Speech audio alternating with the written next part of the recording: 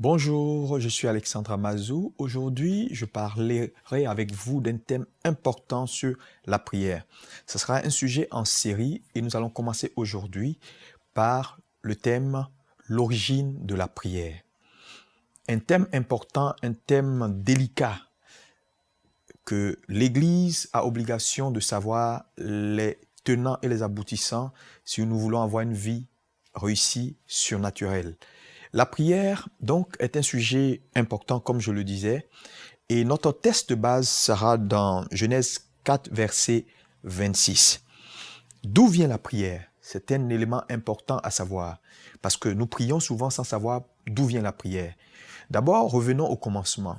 Lorsque nous revenons au commencement de la parole de Dieu ou de la Bible dans Genèse, nous voyons que Dieu fit l'homme à son image et à sa ressemblance et les plaça dans un jardin pour garder le jardin et cultiver le jardin.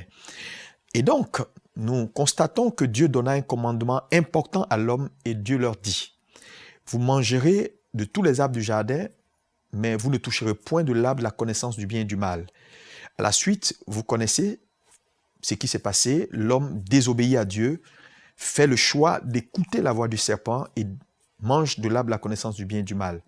Le soir, lorsque Dieu arrive dans le jardin, Dieu constate que l'homme n'est plus dans sa position habituelle de communion.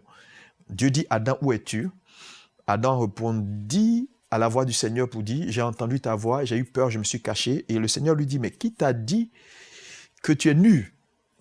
Et une chose importante et curieuse ici, c'est qu'Adam ne répond pas à la question. Adam dit simplement au Seigneur, « La femme que tu as mise auprès de moi m'a donné de l'arbre, j'en ai mangé. » Il va vers la femme, il dit à la femme, « Mais pourquoi as-tu fait cela ?» La femme dit également à Dieu, « Le serpent m'a proposé et j'en ai mangé. » Et vous voyez, au finish, on se rend compte que en accusant la femme concernant Adam, en accusant le serpent, l'accusation finale revient à Dieu. C'était une façon de dire à Dieu, si tu n'avais pas crié le serpent, nous ne serons pas dans cette situation. Et lorsque nous revenons au verset de base qui est Genèse 4, verset 26, on se rend compte que la Bible dit, c'est alors que l'on commença à invoquer le Seigneur. Ça veut dire que désormais, pour obtenir quoi que ce soit de la part du Seigneur, il est important d'invoquer Dieu.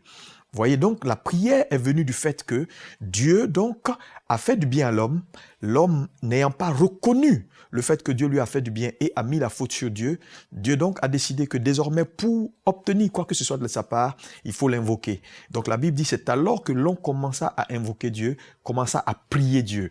Donc la prière est venue du fait de la désobéissance. Au départ, Dieu était dans une communion parfaite avec l'homme, il n'y avait pas besoin de prière. Donc maintenant, après le péché, tout être humain qui veut recevoir de Dieu doit prier. Voilà pourquoi je voulais vous exhorter en ce jour d'aimer la prière parce que désormais, après le péché d'Adam et Ève, personne ne peut recevoir de Dieu sans l'invoquer, sans prier. Que Dieu vous bénisse. Je vous exhorte à aimer la prière parce que c'est désormais la clé pour recevoir quoi que ce soit de la part du Seigneur. Que Dieu vous bénisse et à très bientôt.